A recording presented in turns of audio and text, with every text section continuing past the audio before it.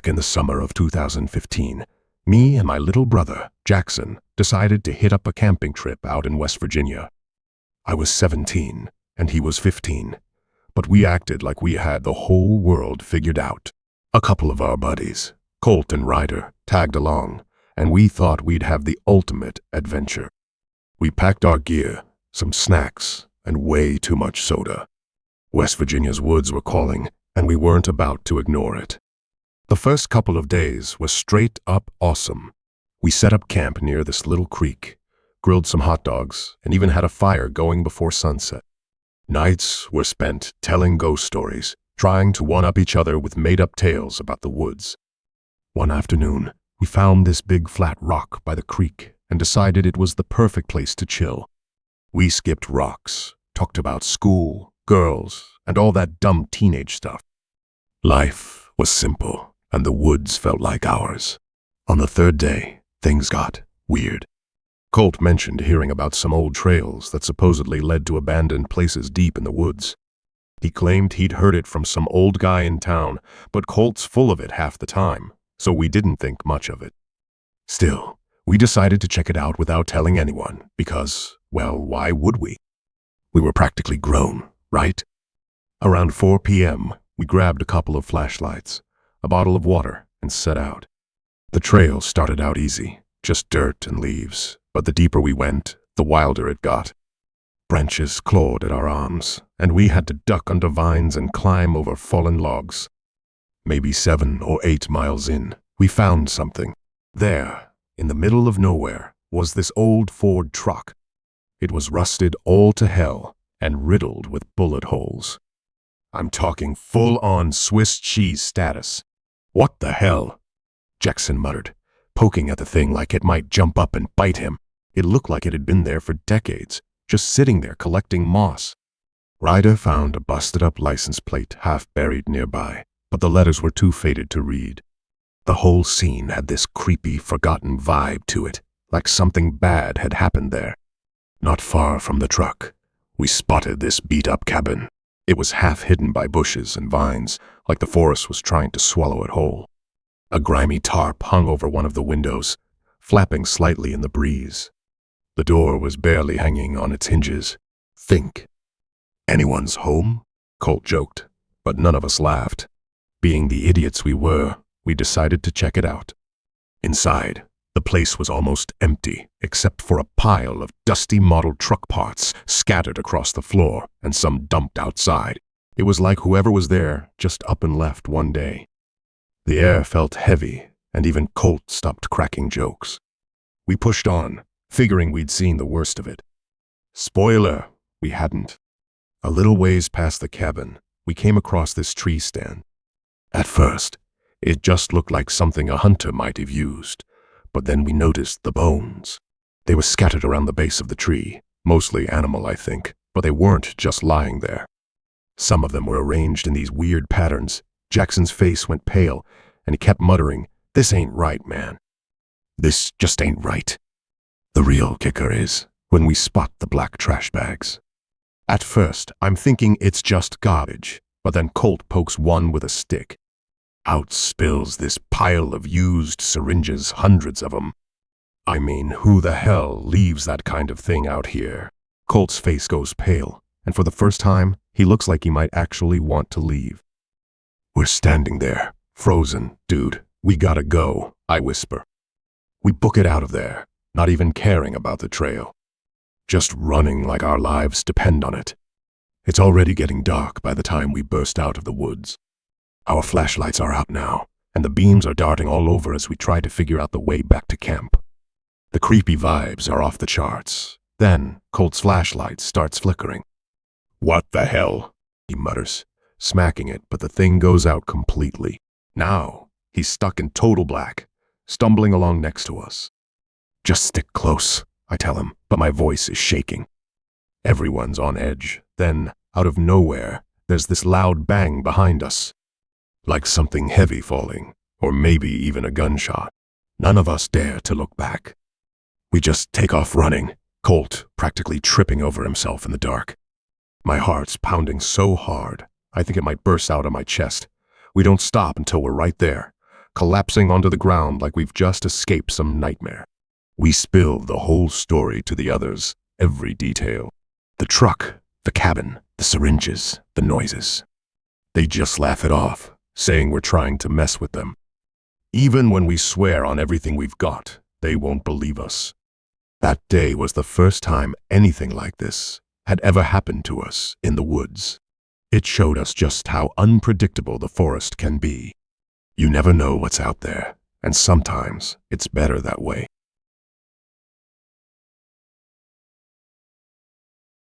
My husband, Luke, had just gotten a 2-week break from work, so we figured it was the perfect time for a family camping trip.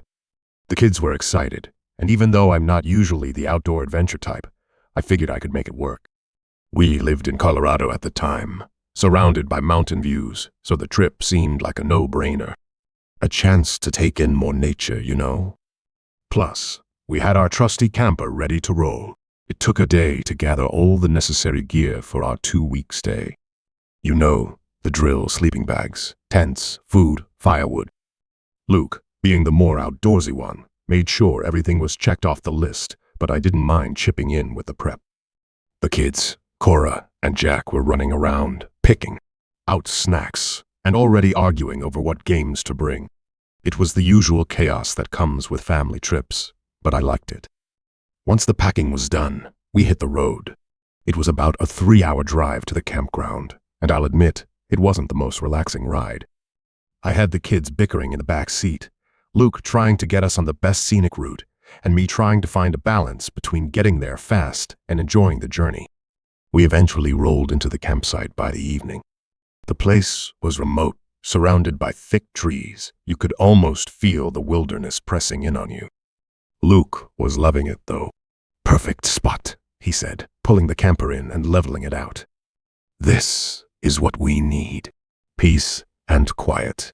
I wasn't so sure about the quiet part, but I kept those thoughts to myself. We set up camp, got the fire going, and cooked some dinner. The kids ran around collecting firewood and laughing, the kind of carefree noise you expect when you're away from the routine.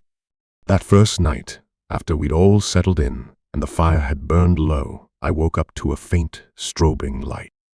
At first, I thought I was dreaming. Camper rocked gently, just like when the wind picks up and shakes the trees. I figured it was that wind, or maybe an animal brushing by. I rolled over and went back to sleep, too tired to think much of it. But then, the next night, things got a little stranger. I was woken up again by the same strobing light. This time, it was closer. I could hear branches tapping against the camper, a soft, rhythmic tapping like someone was knocking, or maybe just the wind. But it didn't sound natural. I lay there, staring, wondering if I was just overthinking it. My mind had a tendency to wander when I was in the woods, but it felt off, a little eerie. I tried to shake it off, but I could tell the unease was creeping into everyone else's thoughts too. Luke shrugged it off, claiming it was just a weird weather phenomenon. "It's probably just lightning bugs or some weird glow from the trees," he said. But I noticed he wasn't exactly jumping to investigate it. Cora and Jack were asleep, but I wondered if they felt it too. There was something about the air that made my skin crawl, something beyond just the chill of the night. On the third night, everything went from strange to downright unnerving. I woke up to a red glow, bright, steady, and unnatural, coming from behind the camper. At first, I thought it was car brake lights, or maybe someone driving by on the dirt road.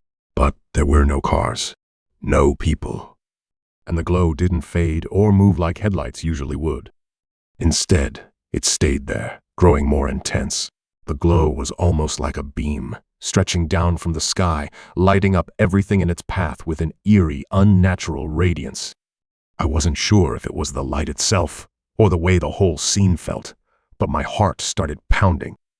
The camper seemed to vibrate slightly, like something heavy was hovering just above us. It felt like something was watching us. I could hear Luke whispering something about it possibly being a helicopter, but I didn't believe that for a second. It wasn't a helicopter. It wasn't anything I could explain. I wanted to go out and look, but I couldn't move. None of us could. We were all frozen in place, staring at the glow through the tent. The kids didn't wake up, thank goodness, but I could see Luke's eyes wide in the dim light. The whole family felt it, this unexplainable presence. It wasn't just the lights. It was the heaviness in the air, the stillness, the way everything felt so off. It was like the world had gone quiet in a way that didn't make sense. By morning, the glow had disappeared and everything was back to normal, if you could call it that. We packed up quickly, barely speaking to each other as we gathered our things. We hadn't figured out what it was, but we knew something was wrong. Something had happened that we couldn't explain. We didn't know what it was. We still don't. Was it a strange natural phenomenon? Something supernatural? Or maybe something else? We all had our theories, but nothing seemed to explain. Luke, of course, was the one to bring it up again a few months later. "You know," he said one night, out of the blue, "I've been thinking about going back out there. Solo this time. See if I can figure it out. You know, just to get some answers." I shot him a look that could kill. No way. Not after everything that happened. "You're not going back there." The thought of returning, even just him alone, still unsettled me. There was something about that place. We never figured it out. Maybe we never will. But as for me, I won't go back. Not for anything.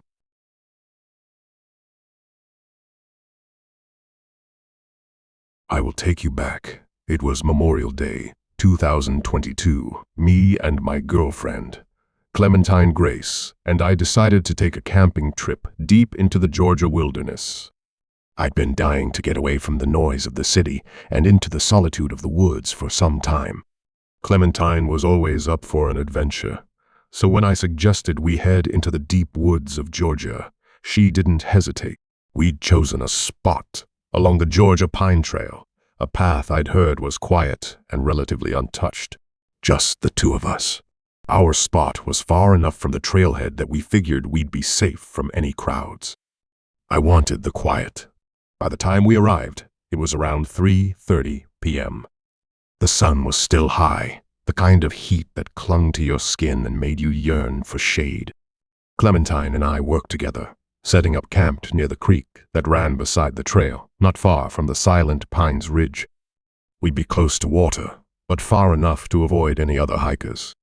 By the time the sun began to dip, we had our tent set up, the campfire blazing, and our backpacks stowed safely in the shade. I'd always been a bit of an outdoorsman, and Clementine was no stranger to camping either. She'd spent her childhood weekends camping with her dad, but there was something different about this trip. Something I couldn't put my finger on at first. I shrugged it off. It was just nerves, right? Maybe it was because we were deep in the woods, miles from any town or road. After a long day of hiking and setting up camp, we settled into our tent as the stars began to fill the night sky.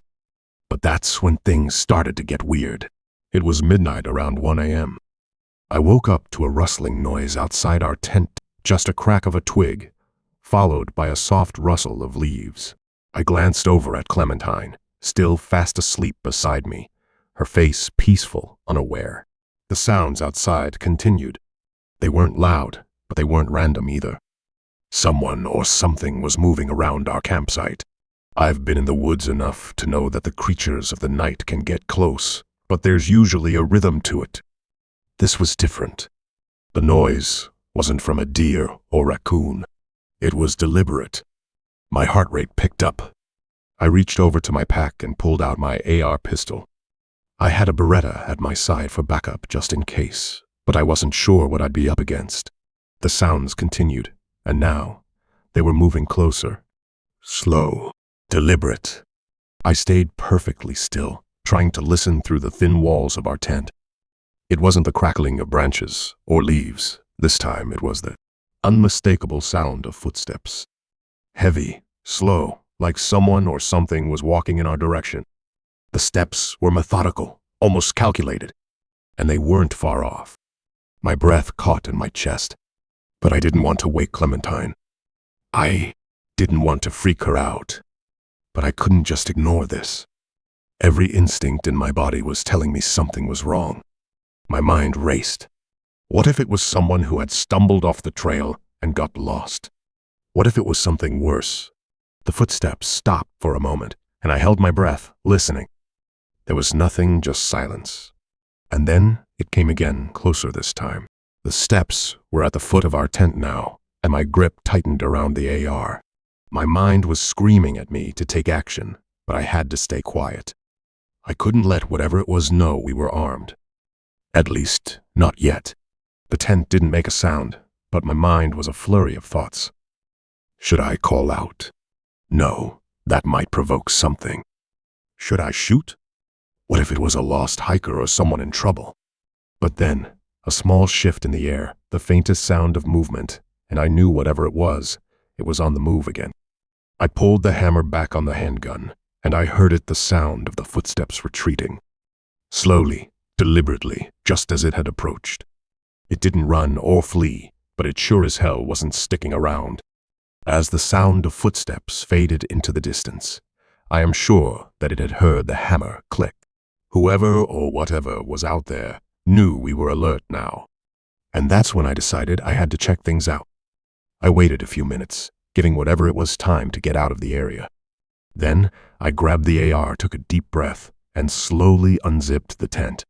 The night was pitch black, with only the faint glow of the campfire reflecting off the trees. I couldn't hear anything now. The silence was deafening. I reached for my flashlight and clicked it on, scanning the area. I checked the perimeter of the campsite.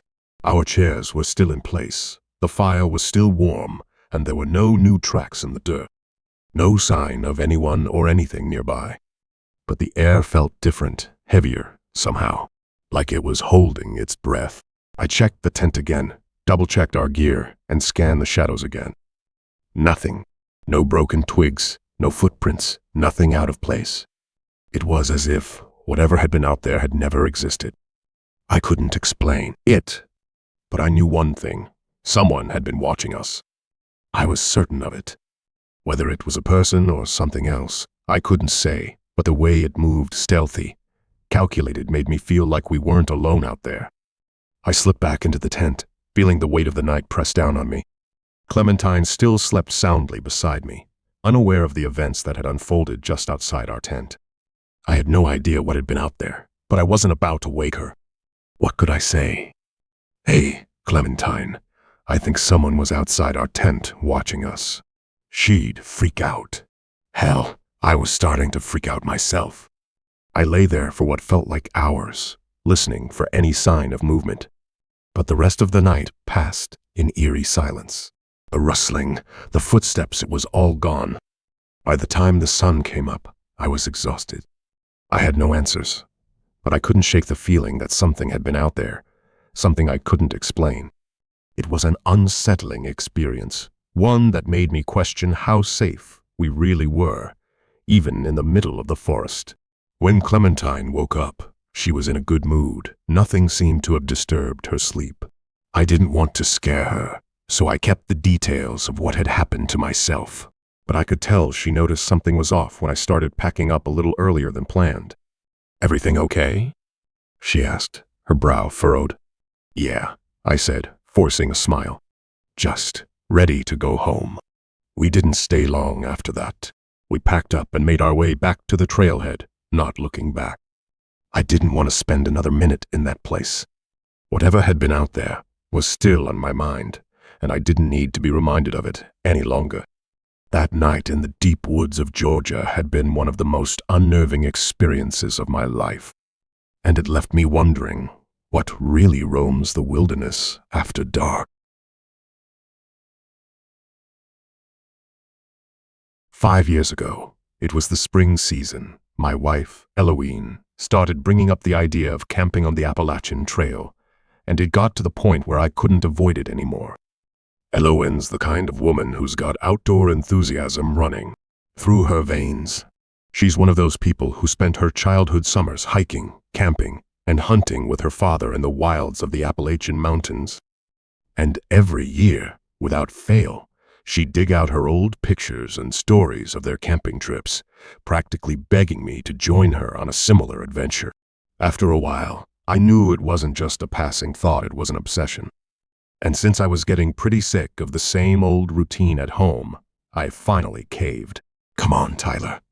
Look at these," she'd say with a spark in her eyes, showing me her weathered photographs of the towering pines, streams, and those endless trails that stretched beyond sight. "We could go deeper this time, into the real backcountry. You'd love it." I was all for it. A weekend hike, maybe, just to get out of the city. But, as usual, Eloine's idea of deeper always meant farther and wilder. I knew the drill. The longer we stayed, the further she'd want to push, until we'd be in the middle of nowhere, relying on the old equipment and skills she'd learned as a kid.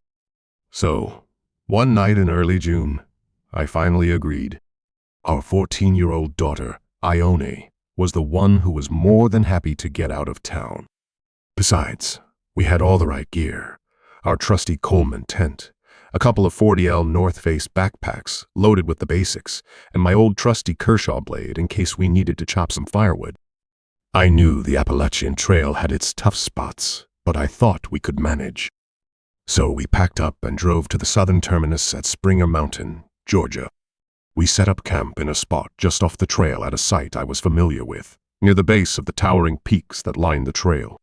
It wasn't far from the trailhead, but it was remote enough that we could get away from the usual foot traffic. We had plenty of daylight to set up our little spot. Eloine got a fire started while Ione and I set up the tent. By the time the sun dipped behind the ridge, we were ready to settle in for a peaceful night under the stars. But by 2 a.m. at night, everything had gone to hell. I woke up to the unmistakable sound of someone shouting, "Hello, is anyone there?" At first, I thought I was hearing things, the way sleep distorts everything. I opened my eyes and glanced around. Ione was still snoring softly beside me, but Eloine wasn't beside me. I turned my head to the side and saw her in the middle of the tent, her eyes wide open, listening just as intently as I was. Then, again, the voice came, louder this time. "Hello? Can anyone help me? My car's broken down." I could feel my heart start to pound in my chest. We were deep in the woods, nowhere near any road or gas station. And at 2 a.m, there was no way anyone would be out here stranded unless something was seriously off. Eloine motioned for me to stay quiet as I slipped out of my sleeping bag and grabbed my flashlight. The voice was coming from beyond the fire pit, out in the woods. It wasn't far, just past the perimeter of our camp. Sounded female, but it didn't sound like a woman in distress. There was a weird sharpness to it, something frantic, but also strange, like she wasn't quite processing the situation. The voice grew closer. "I need to talk to the man of the camp." "Where is he?" I looked over at Eloine, and she nodded. Something didn't feel right. I grabbed my gun, a compact caliber Beretta I keep in my backpack when we camp, just in case. My fingers tightened around it as I got to the tent entrance. "She's getting closer," Eloine whispered, eyes wide with concern. The woman's voice had changed, become more insistent, demanding, even aggressive. It was as if she expected us to help her. And that's when things really started to take a turn. "Is that you?" she shouted. "I need help, goddammit. My car's out there and no one's stopping to help. You can't leave me out here. I know you hear me." She was right outside the tent now, her voice breaking into strange, jagged bursts. I had a sick feeling in the pit of my stomach. Eloine tried to stay calm, but I could see the tension in her shoulders. I could tell she was thinking what I was thinking. This doesn't feel like someone who's lost. This feels dangerous. Then the woman did something that made my blood run cold. She started hitting the tent. Not knocking, not tapping. She was slamming her fists against the thin fabric, over and over. A crazy rhythm. Boom, boom, boom. Ione, of course, was awake now, her voice shaking as she whispered, "Dad, what's happening?" "Who is that?"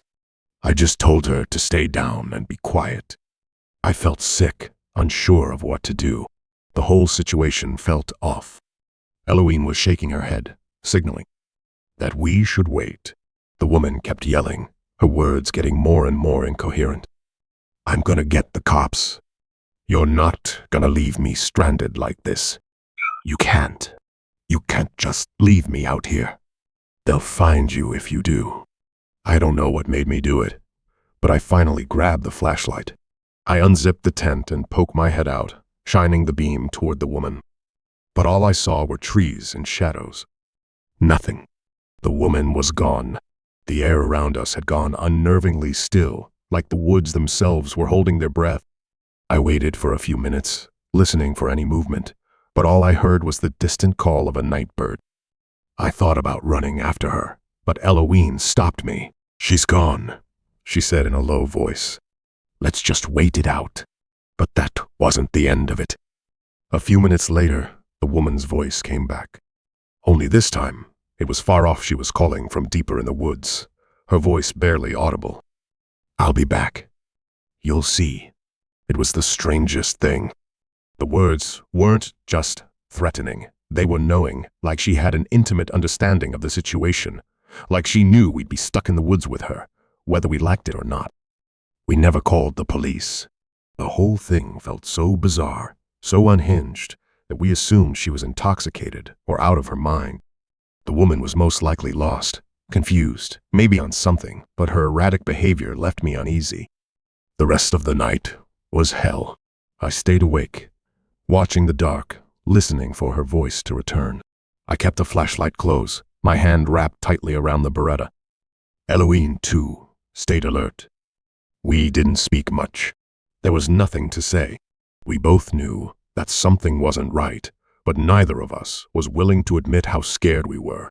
By the time 5 a.m. rolled around, we were in a rush, packing up our things with shaky hands. Eloise and the kids were visibly rattled. Everyone was on edge.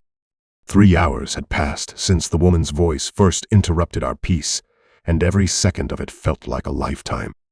The whole place still felt wrong. We didn't even wait for the sun to rise. I shoved the last of our gear into the car as quickly as I could, and we were gone. Eloise was so shaken that she could barely hold it together. This had been one of the most unnerving experiences of her life, something that rattled her core. The oddness of that woman's voice still echoed in her mind. Whatever had happened that night, Eloise made it clear we would never go back to that spot again. The fear in her eyes was enough to seal that promise for all of us.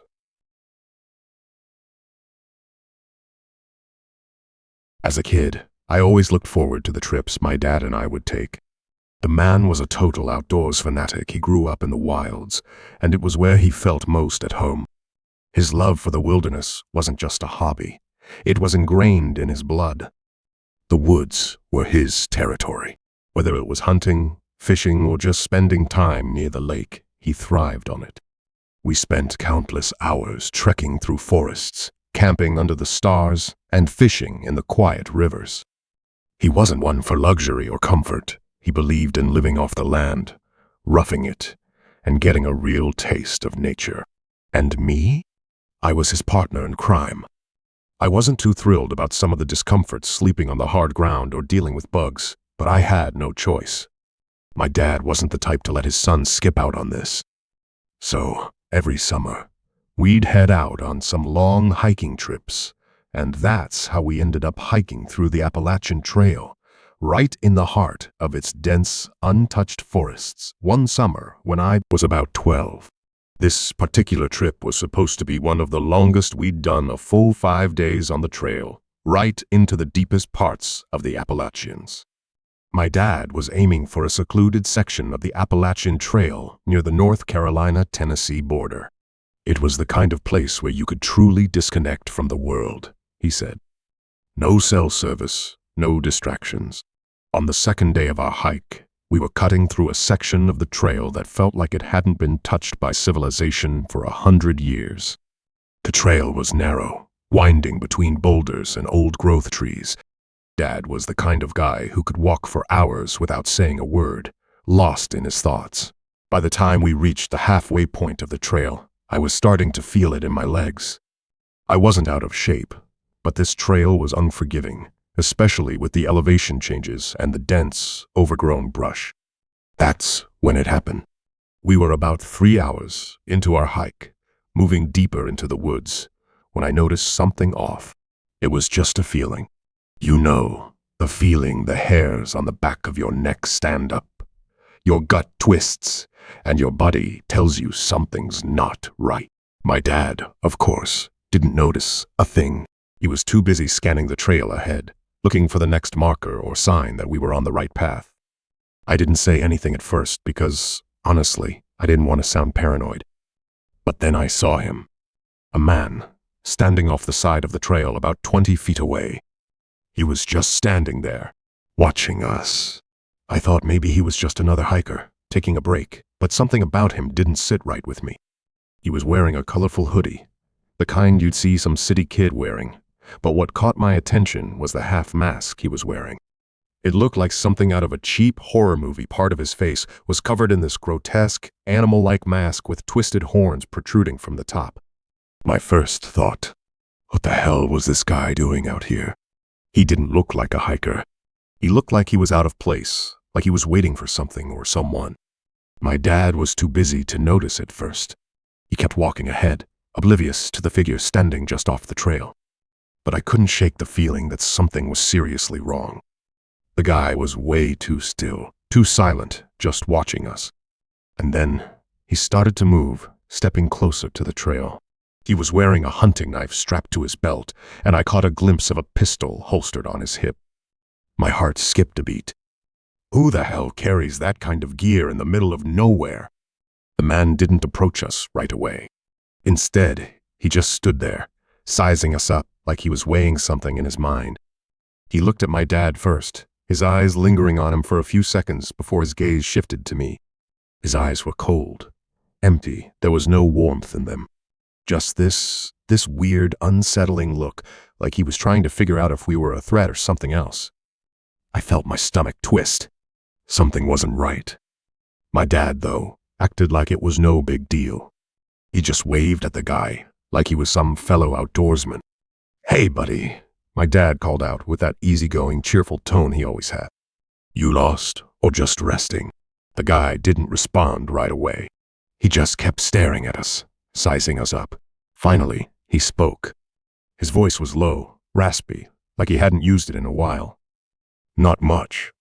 Just waiting for someone," he said, his eyes never leaving us.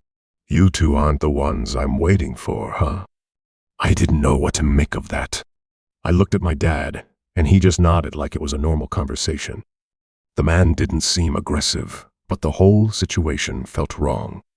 No one had been on the trail with us that day, and no one had passed us. It was just us in the woods. Who the hell was he? The guy didn't wait for an answer. Without saying anything else, he just turned around and started jogging off into the woods. Fast. Almost too fast. He disappeared into the thick underbrush, and just like that, he was gone. We stood there for a moment, both of us a little stunned by the encounter. My dad wasn't talking much, and I knew he was thinking about it. I was thinking about it too. Why hadn't the guy said more? Why had he been so weird? As we made our way back to the trailhead and toward the car, my anxiety only grew. The driver's side window of our truck was slightly rolled down, just enough for someone to have tried opening it. I froze.